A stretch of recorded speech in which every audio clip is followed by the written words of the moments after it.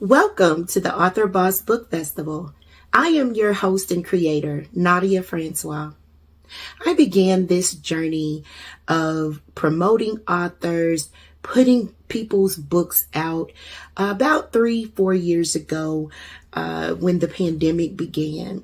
We all had to find a way to pivot and shift in our business and to promote our business and bring visibility. And so I came up with this book festival, the Author Boss Book Festival. It's virtual, of course, over the past years. And it has been a great success for all authors that have been, a part of it.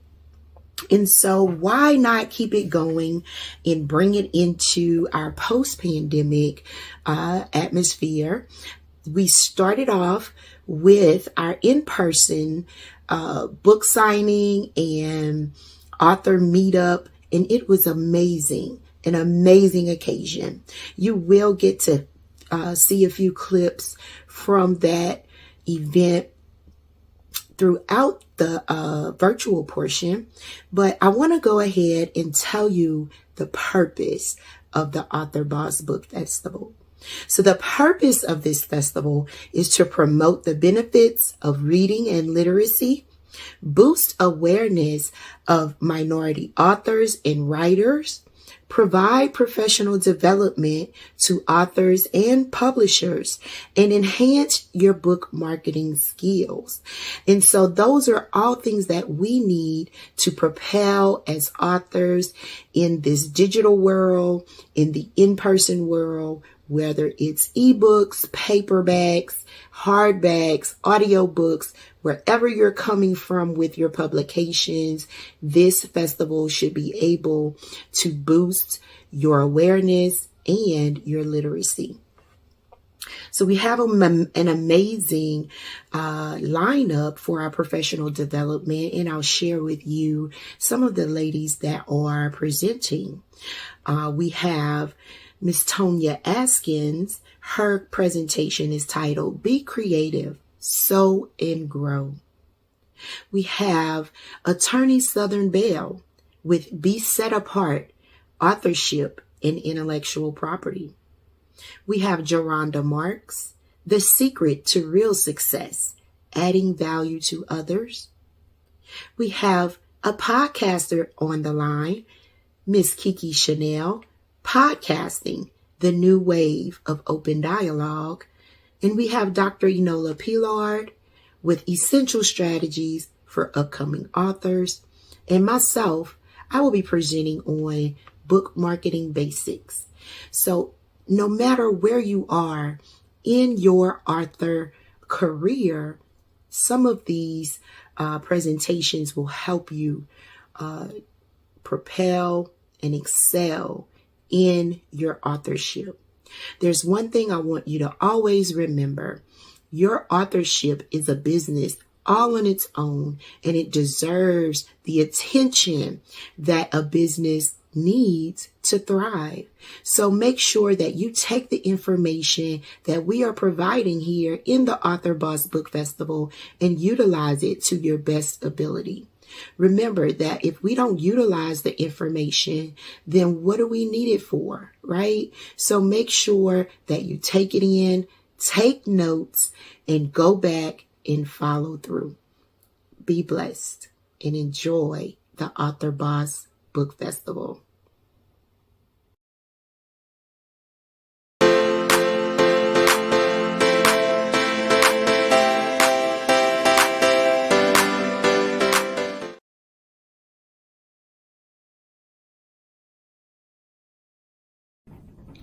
Hi guys, I hope you're doing fantastic today. My name is Tonia Askins, better known as a Freedom Teacher. I just want to take a few minutes to share something with you today.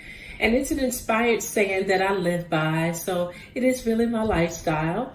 And I hope it benefits you just as much as it has benefited me throughout the years. That inspired saying is called and is Be Creative, Sow and Grow. And it may sound simple, because it is, but it is very full. It is very full. and it is very fruitful as well. So many of you know about how to be creative already. Most of you all who are watching this are entrepreneurs. So of course you know how to be creative. You know how to turn a penny into a dollar. Most of us start off bootstrapping on shoestring budgets. So you have tapped into your creativity in many ways so that you can produce and be productive and be innovative. So you know the power of creativity. Well, I want to share with you one more tip about creativity. And the thing that has helped me be the most creative is that I spend time alone. I spend time alone. I turn off everything and I just listen. How much time are you spending alone? Creativity is sparked by seeing others, hearing others, and also, of course, exposure as well.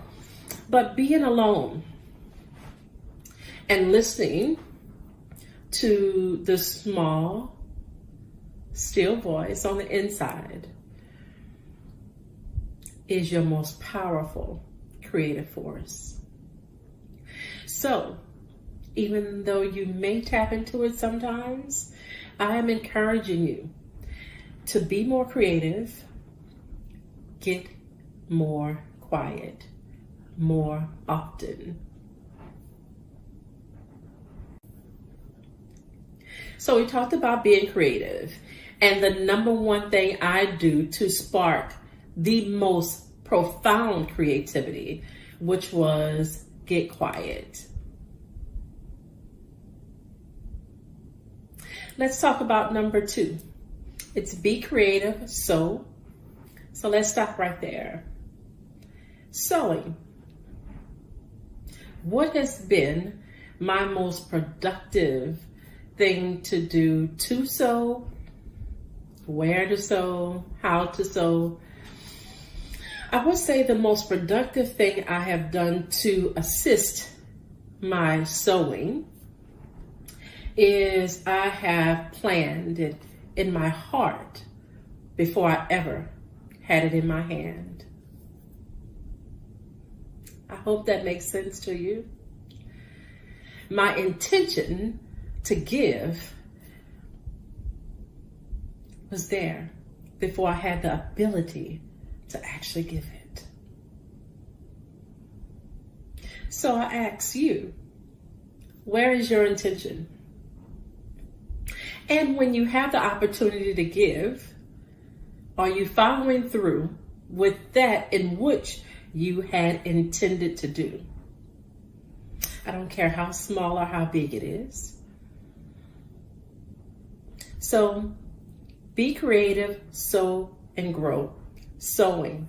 My top tip for sewing is to be intentional heart-wise, because that's the producer.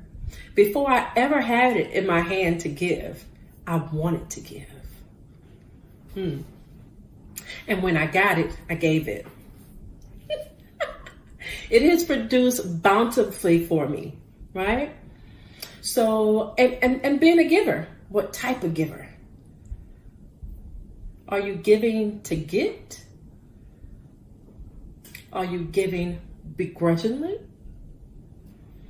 You have to think about all of those things. So your heart set to sow. What is that about? And how does that feel? And what is the truth about it? Only you know that. Only you know that. So now that we've gotten past be creative, sew, let's deal with the third part, growing. Let's deal with growing. So the saying is, be creative, sow, and grow. Be creative about how we go about doing life and business. We talked about my number one tip for being creative was to get quiet. Be creative, sow into purposeful people and projects, especially yourself. because we forget about us. The number one tip for sewing was have the right intentions, right? And you can follow through. That's another tip. Just make sure you follow through. Everybody say, oh, if I get this, I would love to give this to somebody. If I had. When you get it, what do you do with it? Okay, so that's be creative, sew, and then grow. Grow by continuously being a lifelong learner. My number one tip to be a continuous lifelong learner. I have a lot of tips for it, but my number one tip is to stay open. Stay agile, stay flexible. Don't become rigid into whereas you think you're the only one that knows everything. Stay agile and stay open, stay flexible, stay teachable. All of that really is the same thing. Sounds like a lot of different things, but it's the same thing. Stay agile.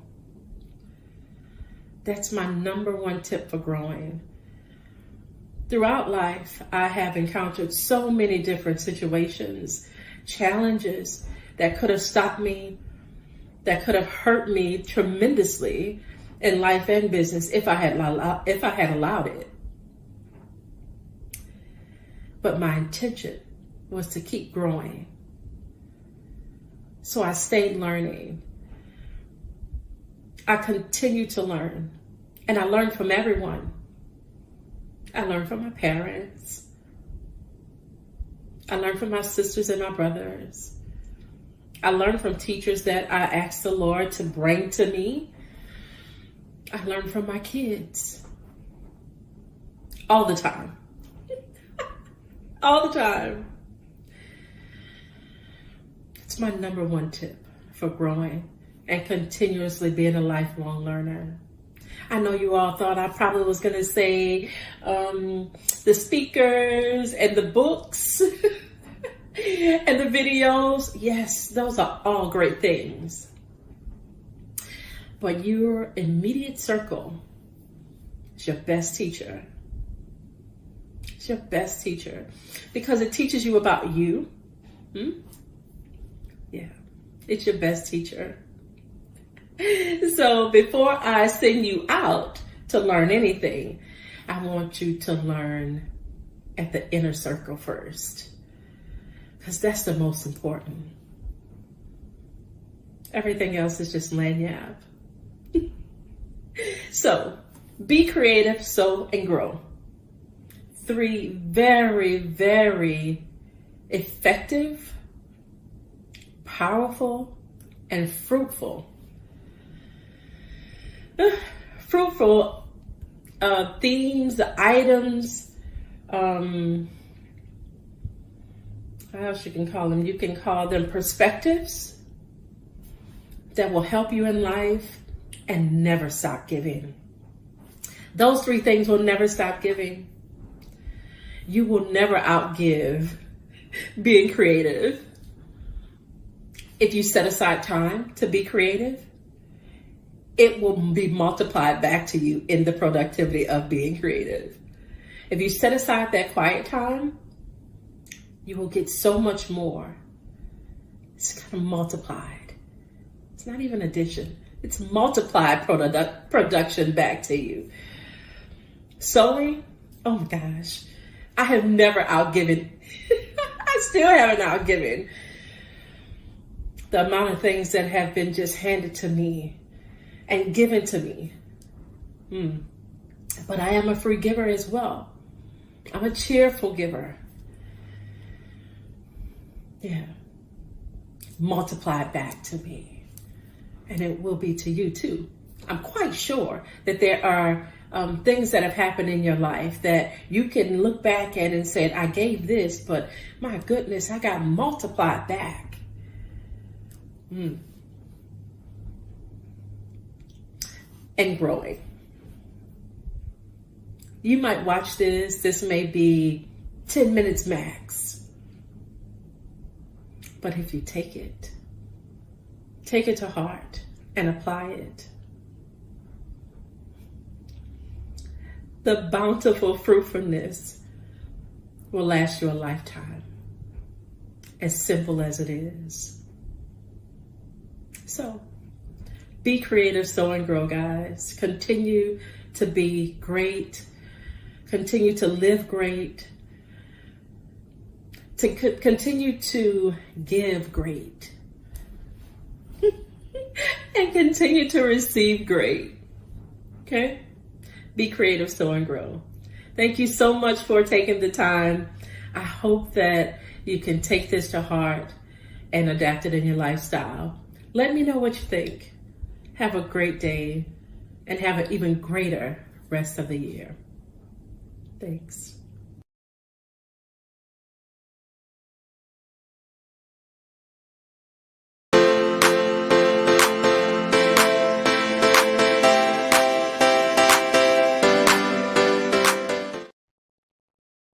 Hi, my name is Tayisha Beard, and I'm the author of The Executivepreneur.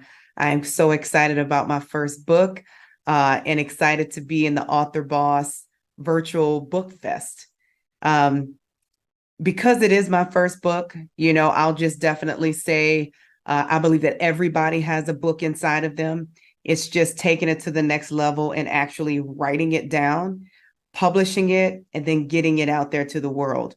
I'll be honest, when I had the thought about writing a book probably 5-6 years ago, I started writing it down in a journal and I started recording it in my cell phone. Anytime I felt like I had some type of divine download that came to me regarding the book, I'd make sure I documented it. And when it came to this year of actually, my spirit saying, go for it, let's do it. It felt easy getting everything out of my notebook and everything out of the phone, writing it down, organizing it. It was another level of actually organizing and designing the interior of the book and the cover. And then it was a totally different story publishing it, right? And kind of having it out there to the world. And I'll tell you, you'll have a lot of different emotions that'll hit you, seem like all at once. You're excited to finally get what's been inside of you out on paper. You're excited that your book will be around longer than you will for generations to come. You'll be nervous that your sales are out there and what are those sales going to look like? And then you'll get afraid that people might not like it or receive it. And I quickly learned after meditating on that, all those emotions myself, that you can't change any of that, right? What you had inside of you is for someone else, not necessarily for you. And the people that need it will get it. The people that receive it has been waiting for it. And the people that read it, that it doesn't resonate with, that's okay. And I really had to come to grips with that. And I would just say, if you don't have a book out and you're looking to write a book, write it anyway. Whether it sells to one person and that one person receives it and it needed to be read by that one person, it's worth it. Or whether it's being spread out across the world and your message just being heard, either way, write the book.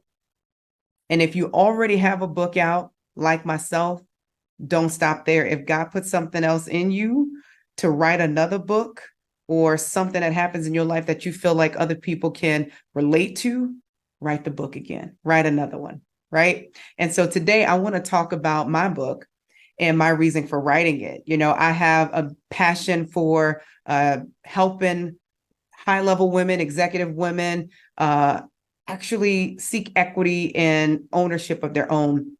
Once you reach a certain level in your career success, right, you feel like there's nothing left. You feel like you have to keep climbing that ladder, which is great, right? Continue to do what it is that you want to do and continue to shine. But I think at some point you have to start saying, if something were to happen to me, right? What then? What next? What do I own? What assets do I have that I can pass on to my children? And what legacy do I have? And your book will be your first legacy. but I think also you need some assets, right? And it doesn't have to be another job or something that takes more of your time. It's just something that you own, be it equity-based, be it some type of acquisition or partnership that you have, or it could be real estate, which is my favorite. And I talk a little bit about that in the book about real estate and my real estate investment career. But it's more so of just changing your mindset from working a job, making money, which is great because that's your primary income, but then thinking about what it is that you want to do. What's your passion, right? Whether money was involved or not, what is your passion? Because I do believe that you can get paid for your purpose. Whatever your purpose is, I do think that your gift will make room for you. So just consider that and think outside of what your normal day-to-day looks like and start thinking about ways that you can build equity, ways that you can get cash flow that doesn't take more of your time, and ways that you can invest, right? And thinking about your relationship with money. That's the first part of the book, actually talking about, it gets into your mindset. And then it starts talking about your relationship with money. Are you a spender? Or are you a saver, or are you a circulator? Money is meant to be circulated. You can't get back something with dividends that you don't put out. Right? If you don't invest, you don't get back. And that's the same with your money, right? If you don't invest in something that's going to, something of value or something that's going to increase your net worth, then you won't get any financial well-being back, right? And not all the time does it come back in a financial realm, but it can come back in a spiritual realm, mental and physical. So that's what I talk about in the book. So I'm going to just share a couple slides with you that I have and just talking a little bit about who I am and how you can get in contact with me. So the name of the book, again, is called The Executivepreneur, Making Money Beyond Your Salary. If you would like to get in contact with me, you can scan the QR code and it'll take you to my contact information, including the website, or you can just go straight to the website and it'll talk about how you can order the book off of Amazon because it is available on Amazon now. And then if you want to send me an email and get more details or have more discussions with me, I am open to that as well. So the next slide talks about what it means to be an executivepreneur. And we'll talk in just a minute about my framework that I created, which is the 4-step asset multiplier. And the executivepreneur is the second step in the 4-step asset multiplier. And at this level, your mindset has shifted from making money to actually manifesting wealth. As you progress in this stage of your career, you realize that there is more to life than chasing money. True wealth extends beyond your financial gains. Embrace the power of balance, prioritize self-care, and join a supportive community of like-minded women who are ready to take on new challenges and create impactful change.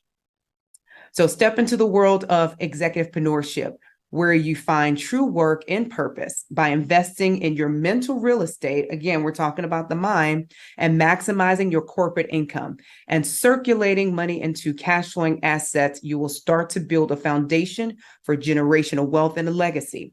The executivepreneur will give you an actionable tips on what you can do now to transition yourself and your finances towards a full life of freedom. So whatever that full life of freedom is to you, whether it's time, whether it's finances, where it's debt-free, whatever that is, then I want to be able to have your mindset shift to whatever that full freedom looks like to you, that you could actually have it. It's attainable.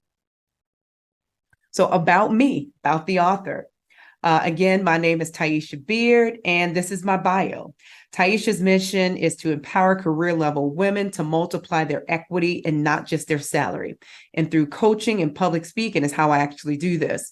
She created the 4-step asset multiplier framework, where she helps executive-level women struggling with saving their money rather than circulating their money to successfully invest in cash flowing assets that create passive income.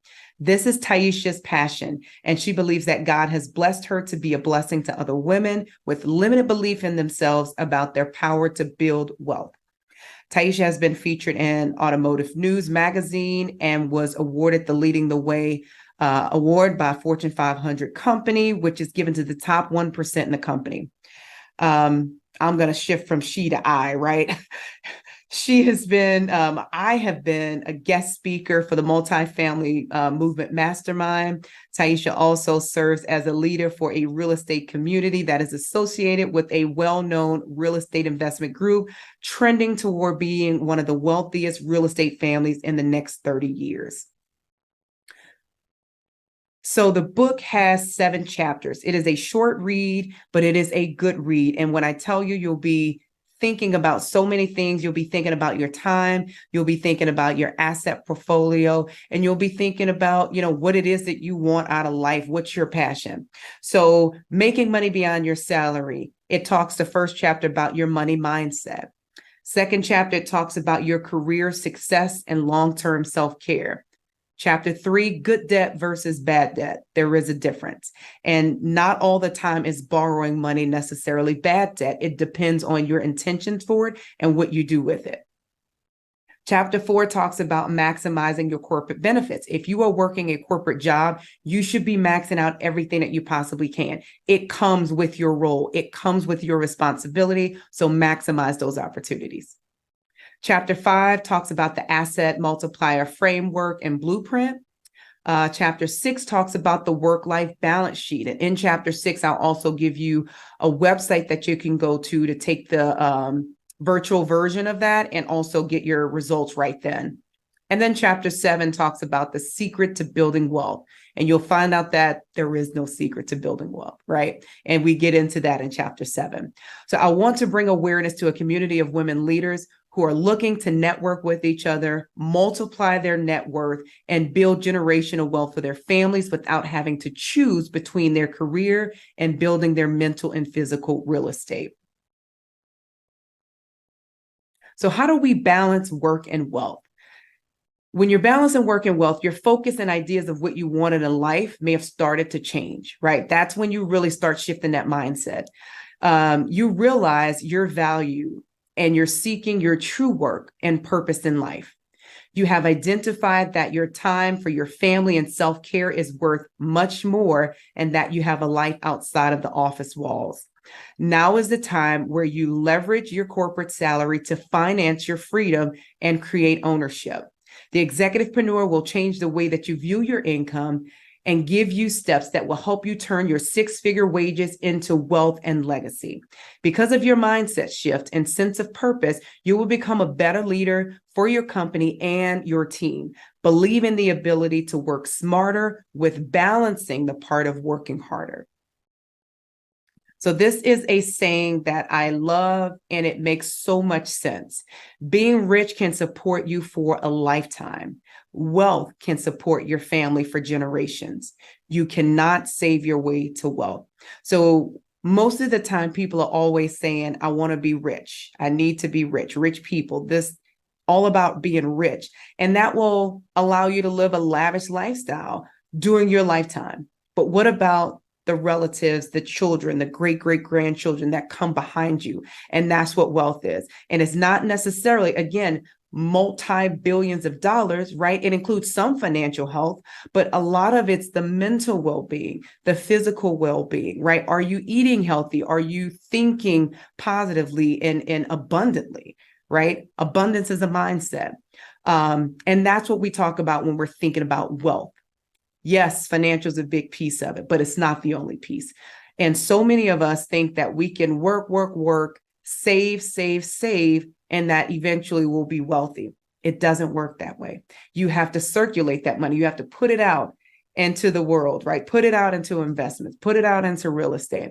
And eventually you'll start getting equity back. You'll start getting ownership. And those are the things that build wealth. Those are the things that when you leave this earth, that your family will be able to live on and leverage in their lifetime as well. So getting into the framework, things to consider when you're investing, right? When you're circulating this money, things to consider. What is my cash flow? That's the first question. The second question is, what is my asset, right? What am I getting for sending this money out or circulating this money? And then how is my time impacted? Most of us are extremely busy already with work, businesses, the children, our parents and spouses, and everything else, organizations that we belong to. So how is my time impacted? And that's important as well, because if it's something that's too time consuming, it's not for me, right? And it may not be for you, or it may be, but that's something that you have to decide on. So this is the 4-step asset multiplier. The first level is the executive, right? And that is a high step. So don't think that the first step is a bad thing. If you've got this work in your life, and it shows, right? So executive is the first level. Executivepreneur is the second level. Entrepreneur is third. And then enterpriser, where we all want to get, is the fourth step. So again, we're going back to cash flow, asset, and time. And if you notice, there's 3 bullet points on each of those steps for your cash flow. What is your cash flow? What is your asset? And what is your time? So as an executive, you are creating value, but normally you're creating value for everybody else but yourself, right? You're working to climb the corporate ladder. You're doing everything for the children. You're the breadwinner in the family that everybody looks to you for everything. So as an executive, you're creating value. You have your 6-figure salary, so that's your cash flow. Your asset is your IRA or 401k. And then your time is retirement, right? Most people at that level work until retirement. As an executivepreneur, things have started to change. Now you're creating ownership for yourself. You're creating that equity. So what is your cash flow? You still have your salary. You haven't left a job. So you have your salary and your equity.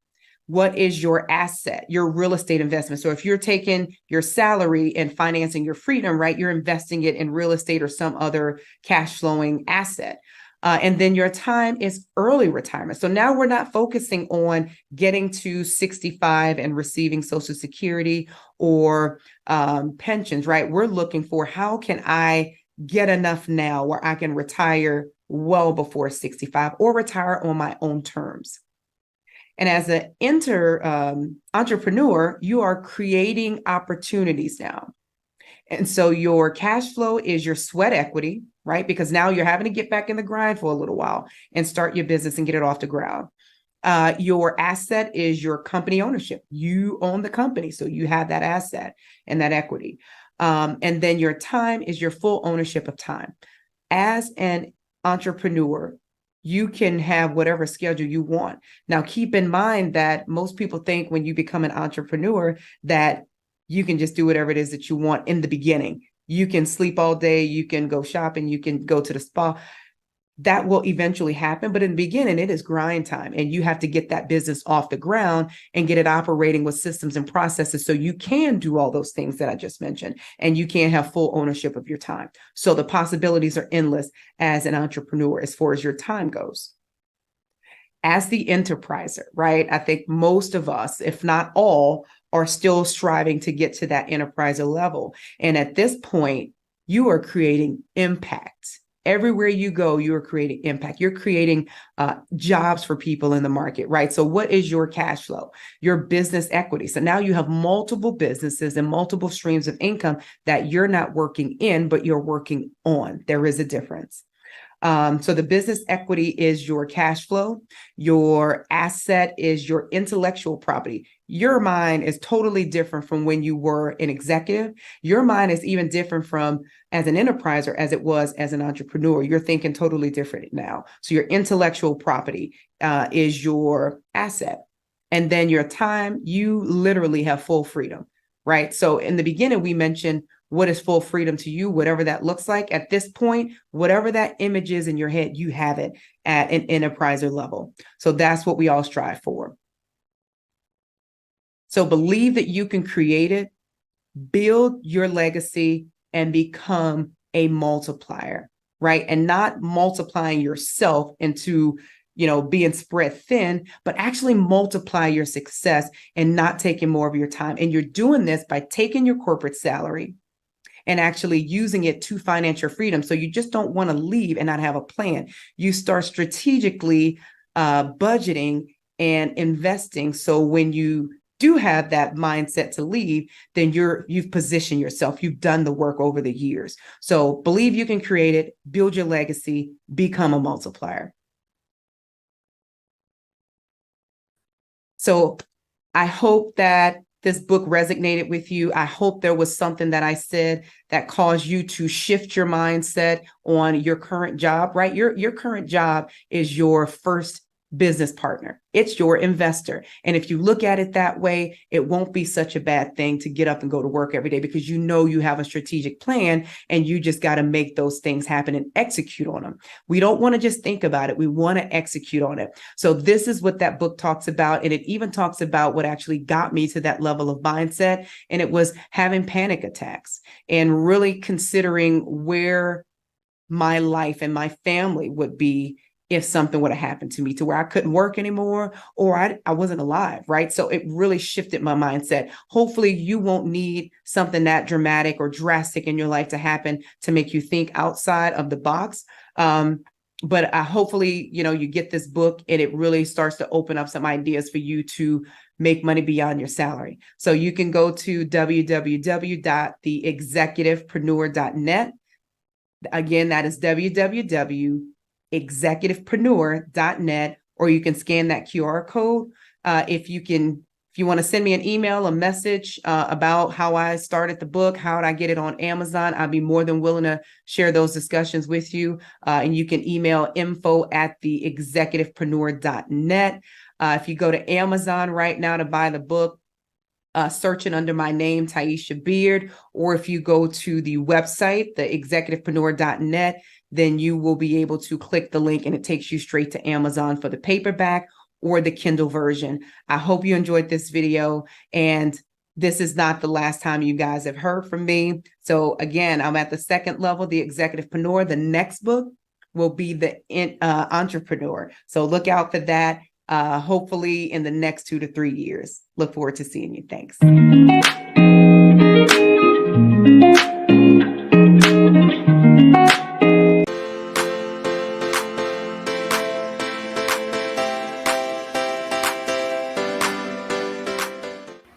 Hi, I'm Nadia Francois, international best-selling author, business strategist, and CEO of the What's Your Superpower brand, a digital media company that offers visibility for kingdom entrepreneurs. Today, I'm here to tell you how to boss up your author business. So, of course, we all have these instances where we want to write. Writing is our therapy. We need to publish something. We have something that the world needs to hear, but we will not acknowledge the fact that authorship is a business. So that is one of the first steps in bossing up your author business. Acknowledge that authorship is a business, okay? Once you acknowledge that authorship is a business, you have to brand yourself as an author. All right. So there are some things that you will need in order to brand yourself as an author. And I like to call it filling your author toolbox. So there are some things that you need to include in your author toolbox that will help you in branding, that will help you in marketing. All right. So just a few things that you need is, first off, your biography and your short biography, right? So, of course, you need a biography to send, professional biography. Let me make sure I include that. Professional biography, okay? That you send for your speaking engagements, your podcast interviews, different engagements that people invite you to or invite your book to. You should have a bio to send to those organizations and companies. All right. You also need a professional headshot. Now, of course, your selfies are beautiful. They look good on your Facebook, look good on your Instagram, but they don't look so great when we, as people that put you out there, show host and visibility leaders, they don't look good in our platforms, right? We need professional headshots. We need a professional branding photo shoot. All right. So put that on your list. Right after the biography, you need a photo shoot. All right, if you don't have one already. So great to have 3 to 5 poses with your book, without your book, headshot, 3/4 length, and a full body shot. Okay. Another thing you will need is your website, payment link, or a landing page for the public to purchase your book from. Okay. Now, of course, everyone may not be able to afford a website or to have a landing page built, so there are some very affordable options for you. One being payhip.com, which is an amazing platform that allows you to set up a sales page where you can sell your books from, right? And that is your ebooks and your paperback books. All right. And that's just a tidbit. And I'll go ahead and mention a very user friendly website platform is Wix. You know, sometimes you can, if you are technically inclined, you can use Wix to build your own site, or you can pay someone to build the Wix site for you. They are fairly simple to create as long as you don't have a large laundry list of requests, but they are the most functional and the one that grows with you. So that is why I like Wix. That is my preference when it comes to doing my digital books, my print books, and bookings, and selling other products as e-commerce. So Wix, PayHip, and then you can also make a payment link on PayPal. So there are a few options if you aren't open to getting into a website at the moment, but you need one. Okay, you need a way to professionally collect payment for your books. All right. The other thing you will need is a media kit. A media kit is like a one sheet that shows what you do, who you are, what your signature talks are, your contact information, okay, your booking information. You will also need business cards that include your business email and your business phone number. Of course, what is the free go-to for business emails and business phone numbers is Google, okay? So get you a Google Voice number, get you a professional Google account. It's preferred that you get an email address that matches your website. So if that is possible, that is the first preference. Other than that, grab you a Gmail email that matches your business and roll from there, because we want to be professional. We don't want to put baby cakes 229 at yahoo.com on our business stuff, right? You want to be professional. Info at nadiafrancois.com, Nadia at nadiafrancois.com, something like that. Okay. So let's get professional and boss up our author business. Now, some other things that you need in order to properly market your books and your author business. All right. And that is, of course, a specific marketing plan. A specific marketing plan will help you be able to create an action step guide to boosting your author business or boosting your books. And I'm calling it an author business because you may have ebooks, you may have paperbacks, you may have hardbacks, you may have journals, you may have a combination of them all. But if you have published, whether it's self-published or going through a traditional publisher with your book, you are an author and you have an author business. Okay. And so some elements of your marketing plan will include your actual goals. Okay. Your goals for your book is the plan. That is how you start out. All right. And so I'll just give you a small example of a marketing plan for a book.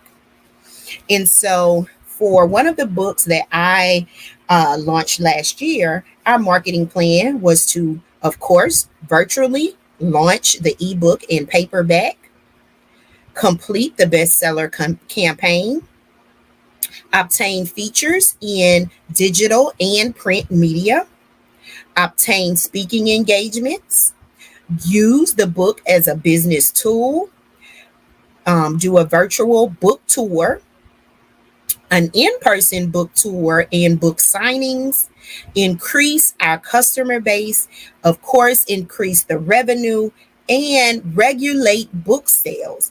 And what I mean by regulating book sales is you don't want just the launch date or the launch month to be where your sales are, right? You want sales to be continual, you want sales to be regular. All right. So that is what I mean by regulating your book sales. And so that is just a basic marketing plan for a book launch. Okay.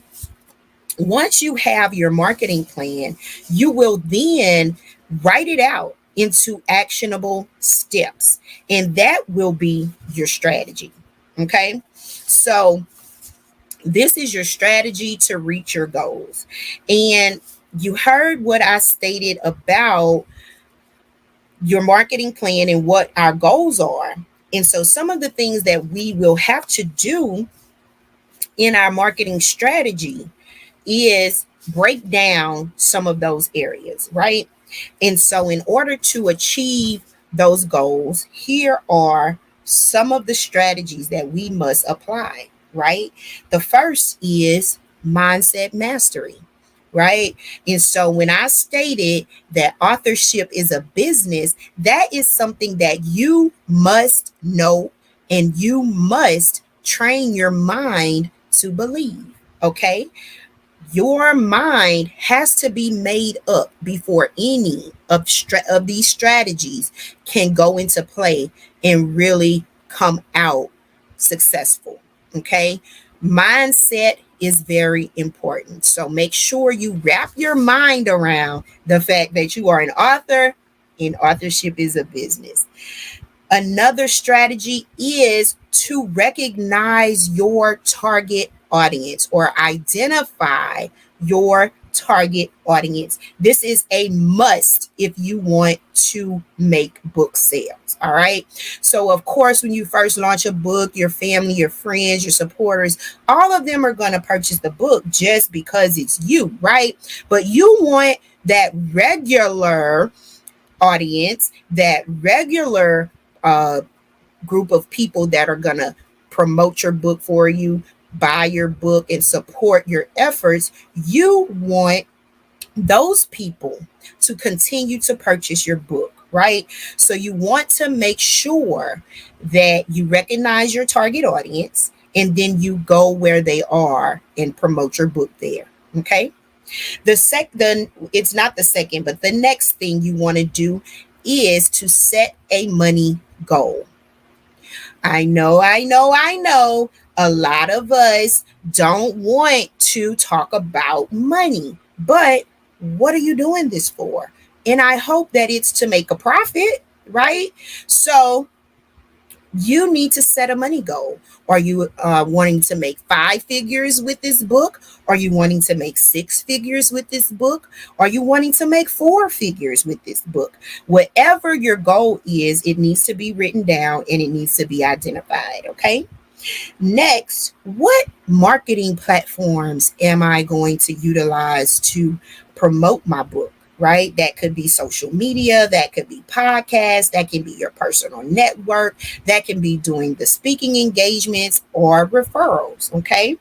So you want to make sure that you write that out, guys. Make sure that you have a clear plan on how you're going to market this book and making sure that your platforms, your social media strategy, all of that is in line before the launch of your book.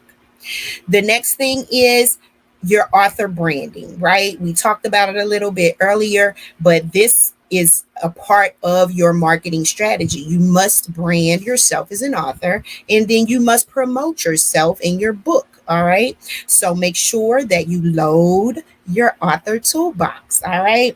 And then lastly, you will need a business plan for your author business. It can be specifically for your one book, or it can be for the complete business.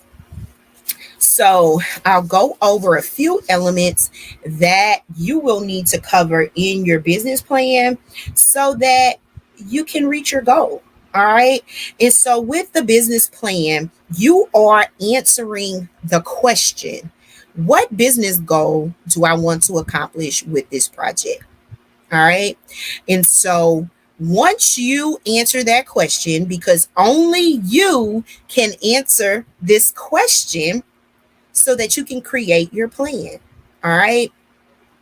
And so the elements of a business goal includes of a business plan, excuse me, includes first off your business goal. It also includes the research on how to achieve your goal, the steps on how to achieve the goal, your financial goal, your plan of actionable steps to achieve your goal, your main goal, and your financial goal, right? Because your main goal could be to reach a certain number of people or to reach a certain demographic of people, right? And then, of course, your financial goal would be the number that we talked about earlier, 4 figures, 5 figures, 6 figures. What amount of money are you trying to make from this book? Right? So then you need to determine your niche. We all have one. Of course, because it is you, you are unique. You have a niche. You need to determine what sets you apart from every other author out there, and you run with that. Okay. Then, of course, determining your target audience to promote that niche to.